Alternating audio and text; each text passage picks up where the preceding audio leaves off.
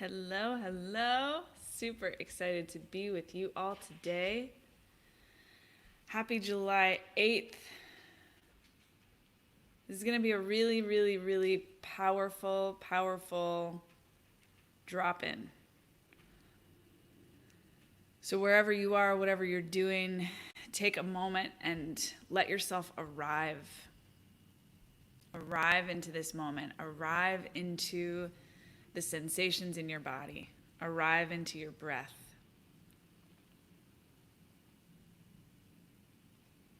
You're doing great.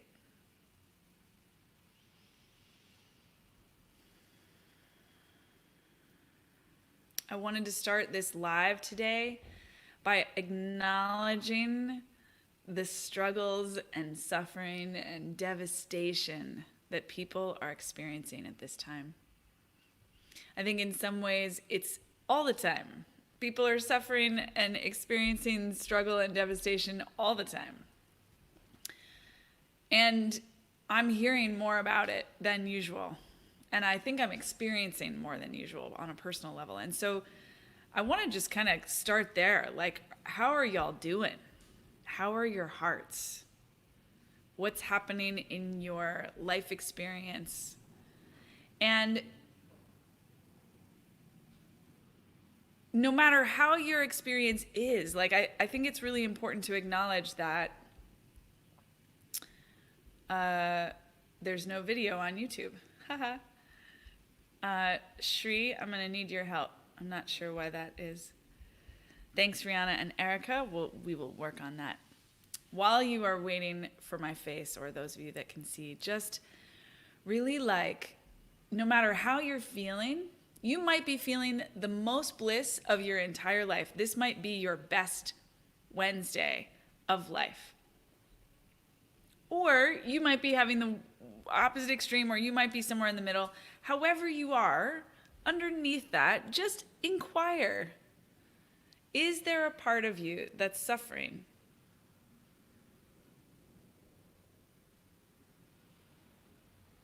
I think there is. And what I'm inviting you guys to do today is to bring your love, your curiosity, your compassion, your interest to that part. From wherever you are, to welcome more radically, more powerfully, more completely than you've ever welcomed before the full range of your emotional experience, your physical experience, your financial experience, your health experience, the whole range. And to just lean on the side of what feels off, what's not working, where there's tension, where there's suffering, where there's struggle. Not to, to nourish it. Not to bring more struggle into your life, but to allow yourself to feel that part. And I'd love it if y'all can just drop a comment or a heart. Let me know if this is resonating, if this is landing, if this is making sense. Yesterday, I met with many of my clients. Tuesday is a big client day for me. And they shared so many challenges, so many more than on a usual Tuesday for me. Multiple people were fired by a client, which always, it's punch in the gut, rejection, the disappointment of losing a client, even if you don't really want to be working with them. Some people are struggling with sales, not making as much money as they want, not selling as much as they want. I had 2 people tell me yesterday that they haven't actually made a sale in the last month. Multiple people shared with me that they have, in the last week or 2, discovered some old abuse, something that happened to them years ago, sometimes decades ago. And the intensity, the wave of intensity that shows up when those memories come in or those realizations come in.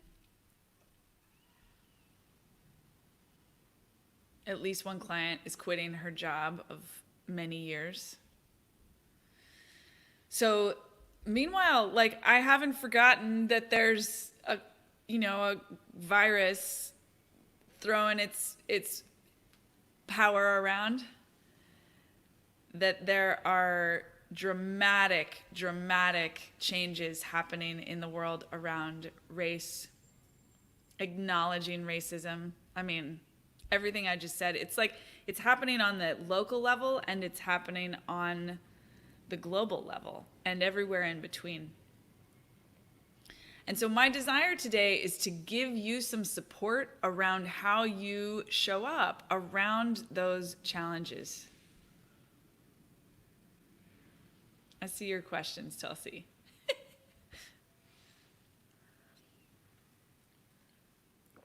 So I'm going to call out some names just to welcome you guys in. And as I do that, I want you to feel that all of you is getting to be here. So welcoming Johanna, Kali, Yo, Christina, Sam, Terry, Nyla, Tulsi, Jennifer, Erica, Rihanna, Lar, Jeremy, Tamar, Kate, Anu. And you can imagine that I just like go through those list of names again and you feel all the parts of you with all their names, the ones that you know and the ones that you don't. Welcome. That no part of you gets turned away. No part of you gets turned off. No part of you gets shut down. No part of you doesn't belong. No part of you is too ugly, too displeasing to be rejected by you. And I'm modeling it for you explicitly. Welcome, Kata.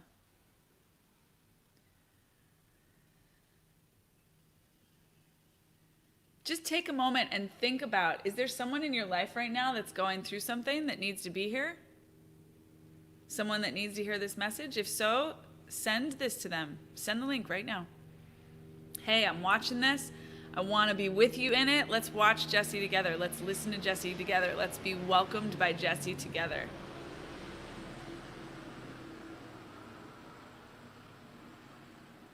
Let's be welcomed by ourselves together.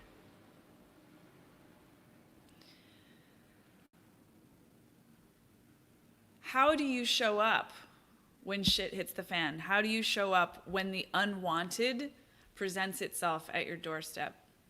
How do you show up when there's contrast? How do you experience all of that? Do you shut down and go into escape mode? Numbing out with substances, technology, entertainment, sex? There's not one thing wrong with that. Everybody's doing their best.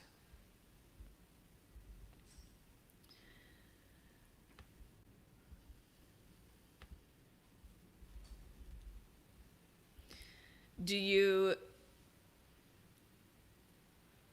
immerse yourself in work? Distract yourself? Do you run to the cave and meditate?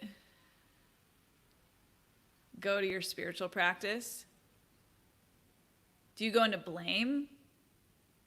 Feeling like a victim, feeling pissed off? This happened to me yesterday. I had like customs is charging me and what feels to me like an exorbitant amount that I had no idea they were going to charge me. And I just had that moment of being like, what the fuck? This is not supposed to be happening.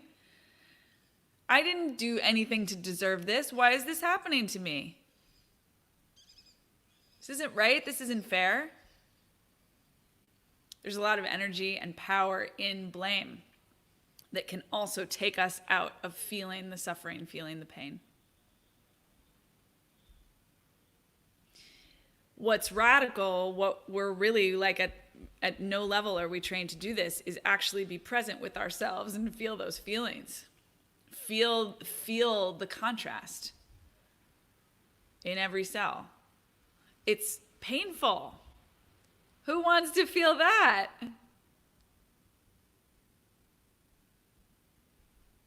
Hi, Shri. Hi, Rati Rasa. Yeah.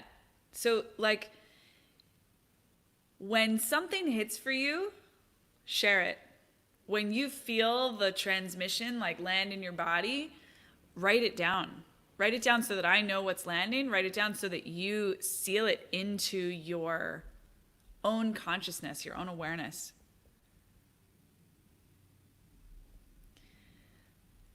Three people. I woke up this morning, turned on my phone. 3 people texted me. I feel like such a failure. I don't even know how to I literally feel like trapped on all sides. I cannot move in any direction.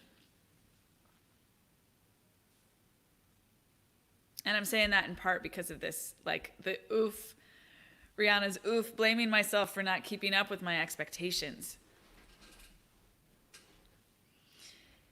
So much of my work is about helping ambitious people realize their ambitions, right? Like I'm the one to come to if you want to grow your income, your impact, your success really fast.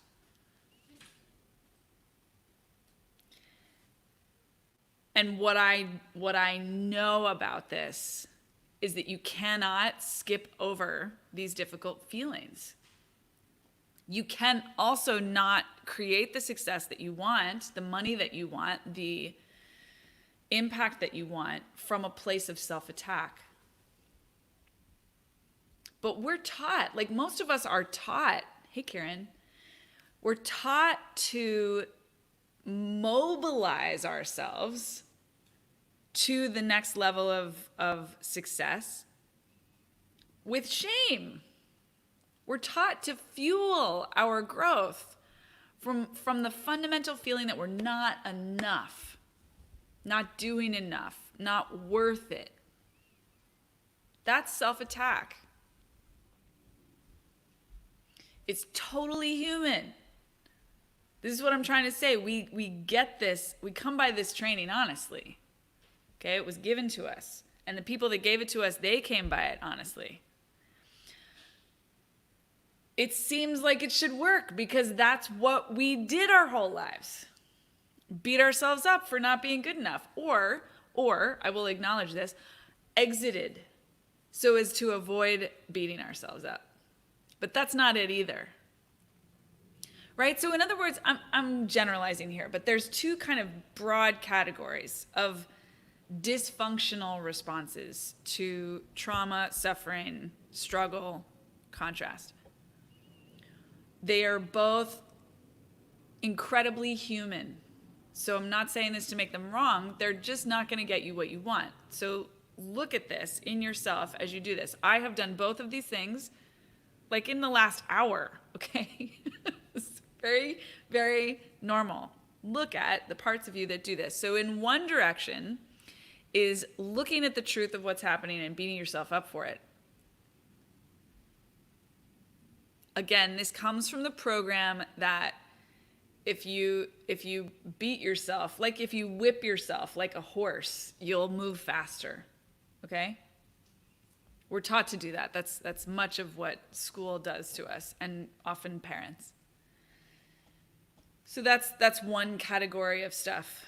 Blaming ourselves, feeling bad about ourselves, feeling not good enough, looking at all the things that we've failed to do, all the ways in which we haven't measured up, all the parts of our body that don't measure up, whatever. Self-attack is self-preservation. This is so ironic, but it's a self-preservation tool, right? It's like we attack ourselves as a way of shutting down, which is meant to help us protect ourselves from this whatever else is out there. As painful as the self-attack is, it comes from a place of trying to protect us. The other major category is escape. And we can escape with really healthy looking things, and we can escape with really unhealthy looking things. Like you can escape with heroin just as easily as you can escape with meditation. You can escape with your business just as well as you can escape with sex or TV. So, hot pants, great question. No, I mean, this is the thing we're exploring. Does pushing yourself like a horse make you move faster? You tell me. See if you can find an example right now of a time in your life when you've shamed yourself, when you've beaten yourself, when you've whipped yourself, and it's worked. See if you can come up with an example. You may be able to. It's not like a completely idiotic strategy. It's just not the best one.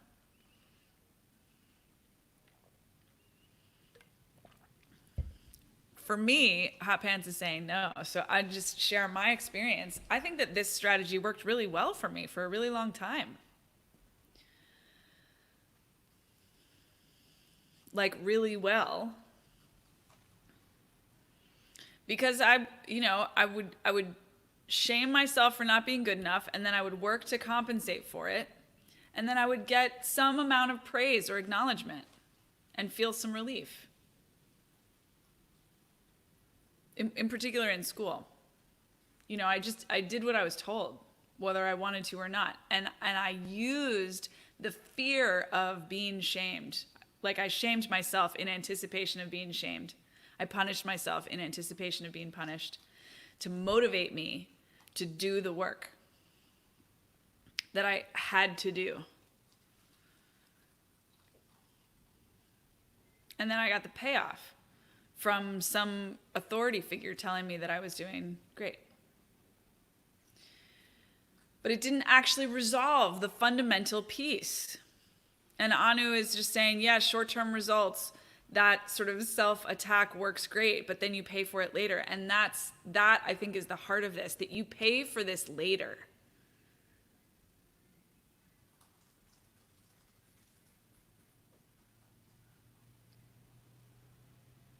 And I don't want you to pay for it later. I don't want you to pay for any of it. But the flip of going into self-attack mode or self-escape mode, the alternative to both of those things, is the most intense presence that you've ever chosen.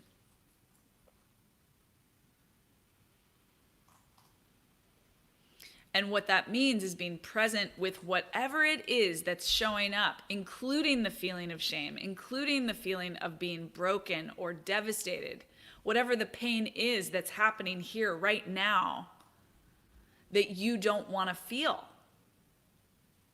Right? Remember, go back to basics. Why do we do these things? Because we don't want to feel the thing that's showing up. We would rather self-attack or escape than feel this moment. Not all the time. Okay, sometimes it's easier, but I don't need to coach you on that stuff. Y'all do fine there. I'm here to help you with this piece. This is about increasing your capacity to be with the truth of your experience moment to moment so that you don't have to pay for it later.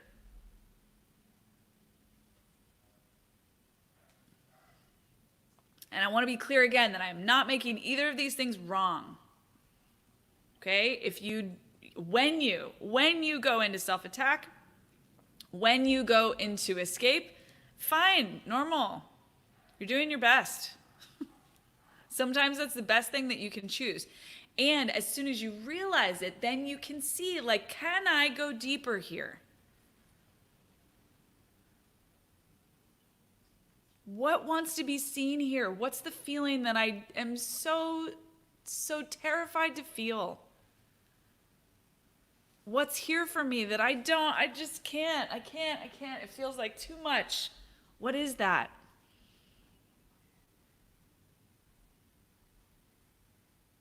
How much can I love that part of myself? How much can I hold and welcome and comfort and like, pet that part of myself? How much can I soothe this part?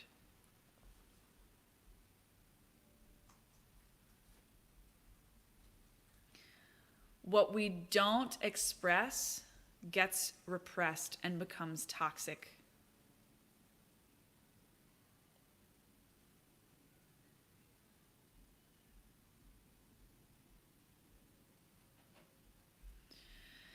So let's choose. I'm going back and seeing the comments that there's like this. I'm gonna keep this.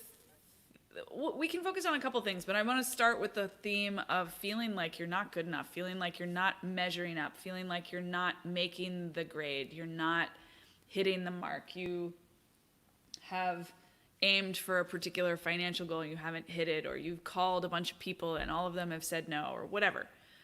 What is the feeling? Like if you stop fighting, if you stop trying to manage that and you just like breathe with that experience, what wants to be seen? What's the part of you that is acting out? What's the part of you that's like banging at the door?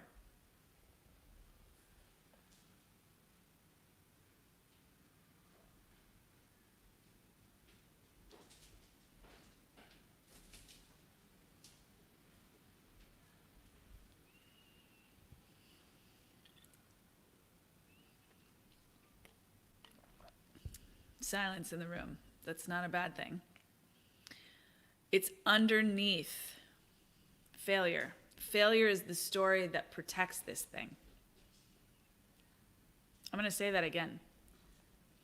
When you shame yourself, when you feel like a failure, as bad as that feels, as shitty as those sentences are that you hear in your head or say in your head, they're protecting you from something deeper. What's underneath? This is not about the government. This is not about other people really too much at all. It's not about the thing it looks like it's about. It's older than that.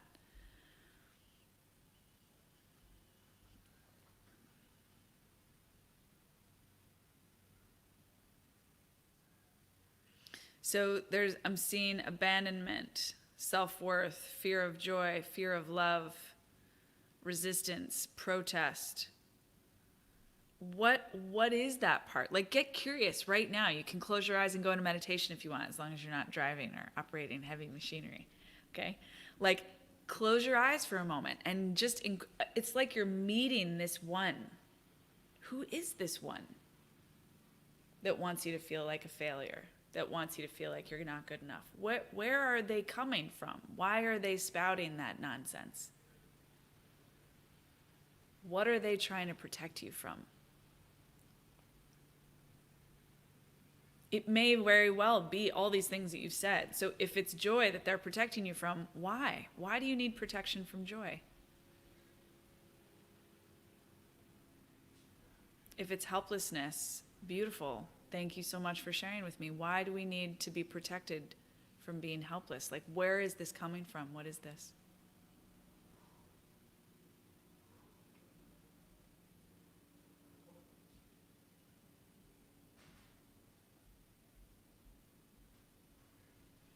And over and over and over again, as much as you can, come back to this fundamental assumption that everyone's doing their best.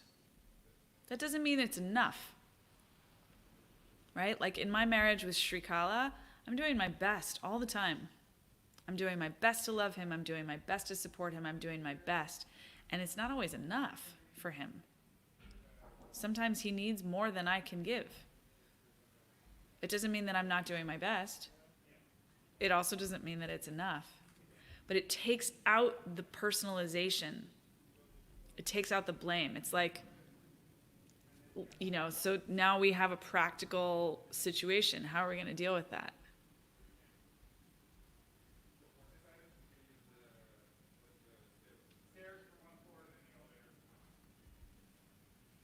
Yes. So there's two comments that just came in I want to respond to. So Christina, there's a part of you that's protecting yourself from ecstatic flow and ease.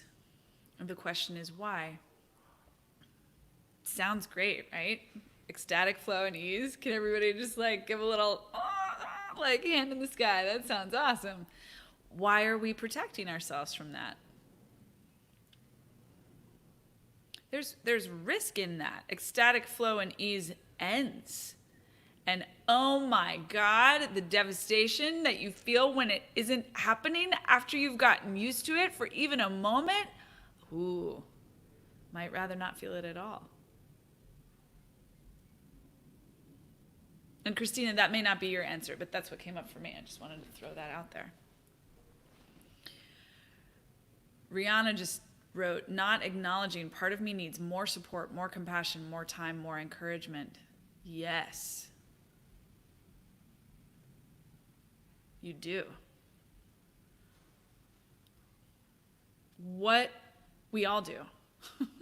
What stops us from not only claiming the more support, the more compassion, the more time, the more encouragement, but even knowing that we need it in the first place? Like, why do we hide that from ourselves?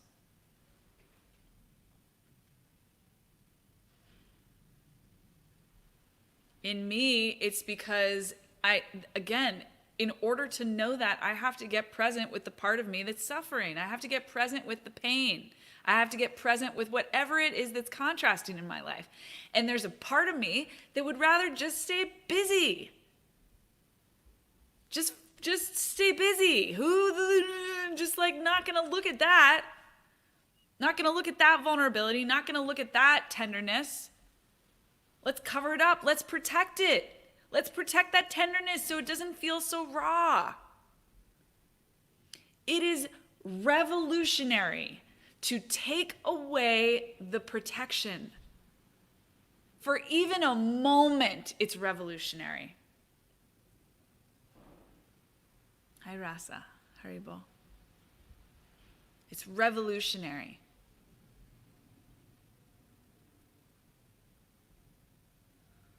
Thank you, Tamar.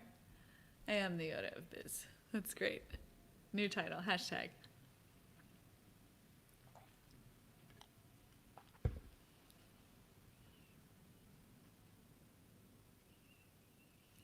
Every single human being, every single human has tenderness. Every single human has suffering. And every single human protects themselves from that suffering. And they do it in very different ways. So sometimes it looks like we're completely different. Like me and Donald Trump, we have very different strategies for navigating these parts. Very different. Maybe it even looks unrecognizable. But if you drill down, if you go deep enough underneath, you will see that every single person is doing this. Every single person has suffering, has pain, has agony, has devastation, and every single person is protecting themselves from feeling that, from looking at it. Hey, Danny. And that thing, when I say everyone's doing their best, that's what I mean. Because this shit is no joke.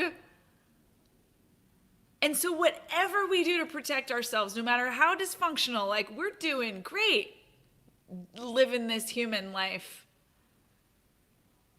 It is no joke. And when you look at the world through this lens, it helps you look at yourself through this lens. It debunks the shame. It debunks the blame. It debunks the violence against yourself.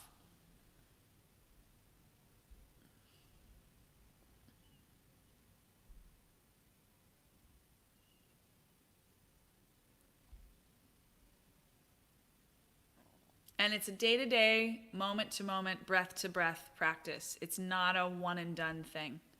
I mean, on the flip side, you can say it is one and done, but it's like you gotta, there will always be opportunities for you to go back into either the pain or the protection from the pain.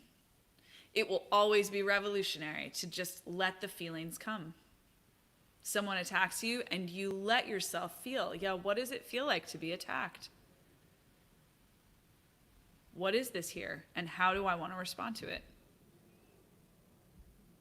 Consciously.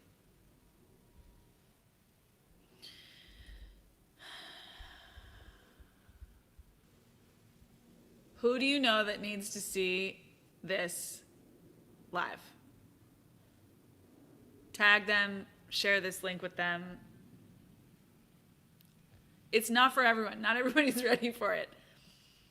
But I think it's important that each of you tune in, like who do you want to share this with? It's a very generous thing.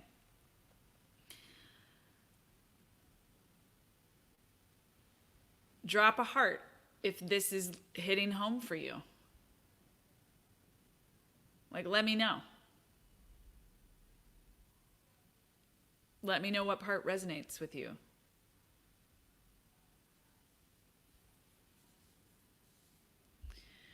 I'm going to read this quote from Jeff Brown, and I'm going to tell you right now this is an experiment. I read Jeff Brown quotes a lot because one of my best friends loves him and sends them to me all the time, and I generally don't feel comfortable with them. There's something about them that rubs me the wrong way. I have been researching what that is because it's like he's also speaking to something that I think is very important. So I'm going to read this. It's a relatively long quote. I'm going to read it and I'm going to talk it through with y'all, and then we'll close for the day. Anything that's coming up, any questions, drop those in the comments too. I'll make sure to respond to that before we end. So here's Jeff Brown. They didn't sit in the meditation cave to enlighten their consciousness. They went there to bypass their issues with the world. They didn't turn to silence to extinguish the monkey mind. They turned to silence to turn down the volume on their pain, the monkey heart.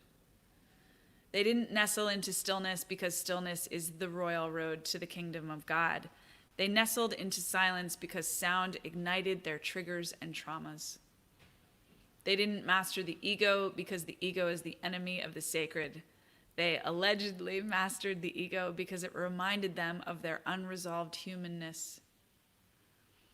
They didn't purify the body because the body is something less than divine. They purified the body in an effort to escape their emotional toxicity. They didn't strive for transcendence because there is anything up there for us. They strove for transcendence because they lacked the courage to live on Mother Earth. They didn't seek formlessness because it is our most awakened state of being. They sought formlessness because their form hurt too much. They didn't shun anger because anger is a substandard emotion. They shunned anger because it uncovered their mountains of grief. They didn't practice non-attachment because non-attachment is the essence of self-realization. They practiced it so they could hide from the challenges of human relationship. They didn't fixate on forgiveness because forgiveness is necessary for a life well lived. They fixated on forgiveness in order to repress the unforgivable. They didn't preach non-judgment because they aren't actually judgmental. They preached non-judgment so that they could get away with anything.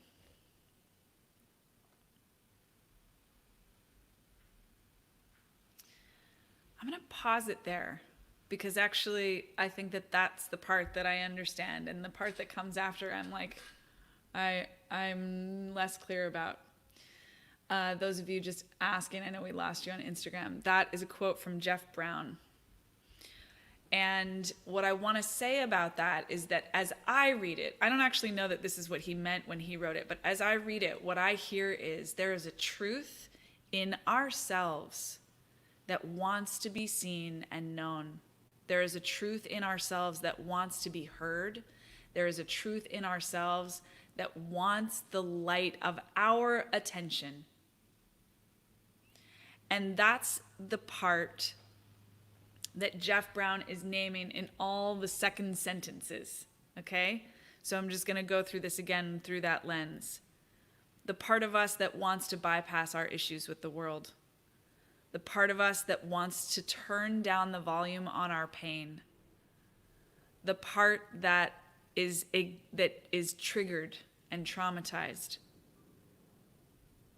The part that doesn't want to be reminded of our unresolved humanness. The part that wants to escape our emotional toxicity. The part that lacks the courage to live on Mother Earth. The part that hurts to be in form. The part that can't really hold the mountains of grief. The part that wants to hide from the challenges of human relationship. The part that doesn't know how to deal with the unforgivable and represses it instead.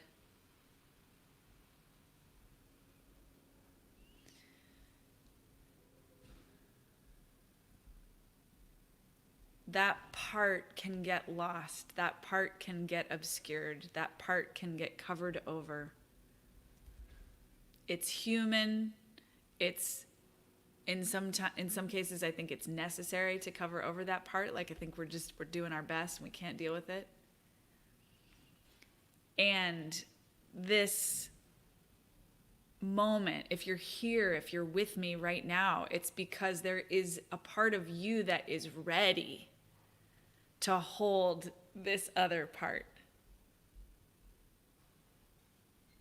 And that, I believe, is true healing. And when you do that, then you can totally sit in the meditation cave and enlighten your consciousness. You can totally turn to silence to extinguish your monkey mind. You can totally experience stillness, nestle into stillness, because it is the road to the kingdom of God. You can master the ego. You can purify the body. You can transcend.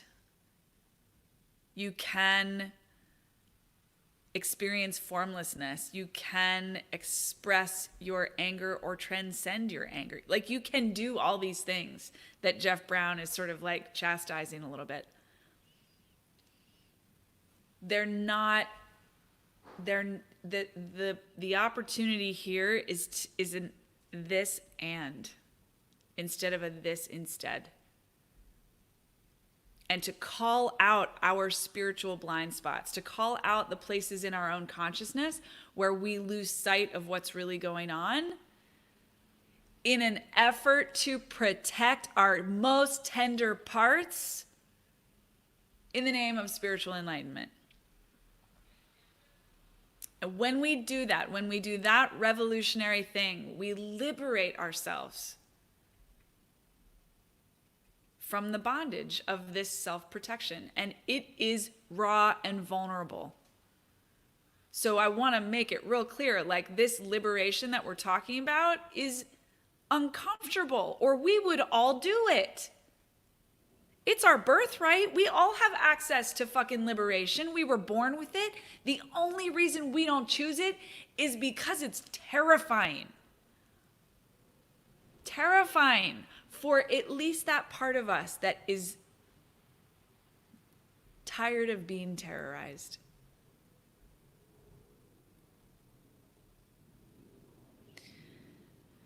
My invitation to you is to develop your relationship with this part.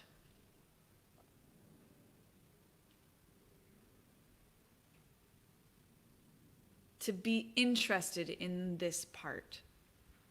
Not to let it tyrannize your life. It is actually through being in relationship with this part of yourself that it softens and releases its grip on the driver's wheel of your life, the steering wheel.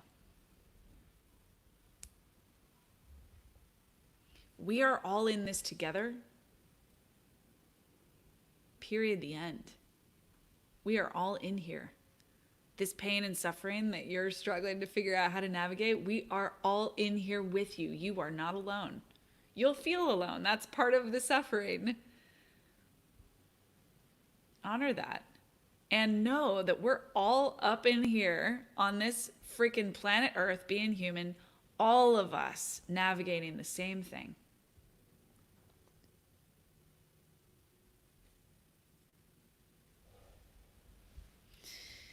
We will be going deep in this topic and others on Friday. We have a couple more hours, you could say, to sign up for the Money Mindset and Meditation Retreat. And if you liked what's happening here, if you feel like this is nourishing for you, helpful for you, growthful for you, then definitely come. We're going to spend 2 days together doing this work. It'll be awesome.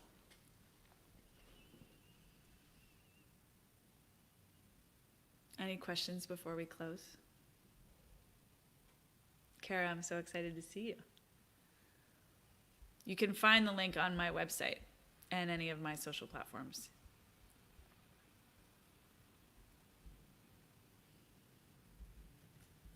You guys are amazing.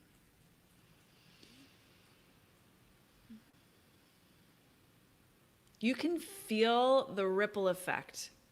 Like when we hold each other in this way, when we hold ourselves in this way, I should say, then we can hold each other. And we are here to stand together, back to back, shining our love into the world, shining our service into the world. You guys in particular, those of you that tune in to me, you're here to help people on this level. And that means that you need to know what this level is. Find your own edge. And you're doing that. You're doing that. Thank you guys for being present. Thank you guys for being here. My heart is with all of you. Super excited for our next installment.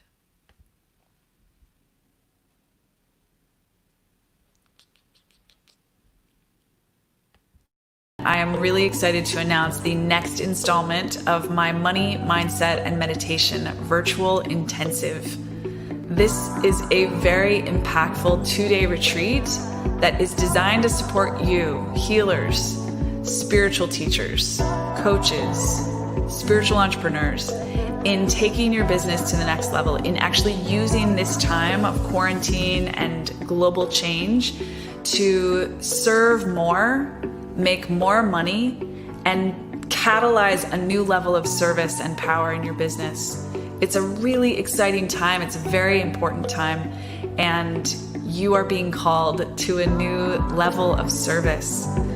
Let me help you vision, strategize, and work with your mindset to bring that next level of service into form. Now is the best time to be working on your business. Now is the best time to be setting new goals. Now is the best time to be up-leveling. There is so much opportunity for you and really so much need for you. The world needs you right now more than ever before. Show up, say yes, and let me help you.